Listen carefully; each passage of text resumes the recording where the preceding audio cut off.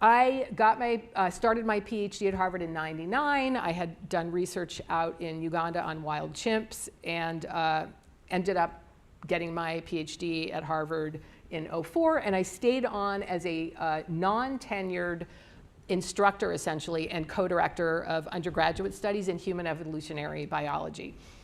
I published a book called T, The Story of Testosterone, the hormone that dominates and divides us. I went on Fox News and I said there are two sexes. There's male and female. They're based on gamete size. I can talk about that later if anyone's interested. But this is the consensus view of evolutionary biologists.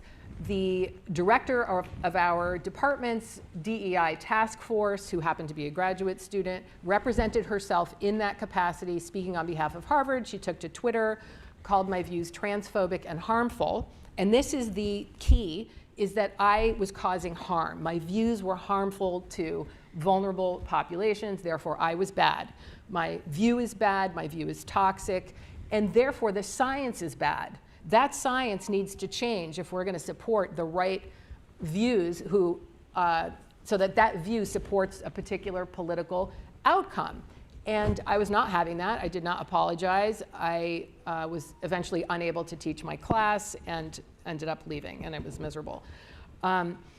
So the reason I stood up for science is because it matters. It's important. Truth matters. Facts matter. You can imagine why it matters, no matter what your politics are, that we have a definition based in fact of sex in law, that we understand something about the reality of sex for medicine, for anybody on whatever side of the issue you're on, about bathrooms or sports. I think, sure, I'm a Democrat, but sure, people who watch Fox News should have access to those facts, even if we disagree about the particular policy, if there are any policy implications.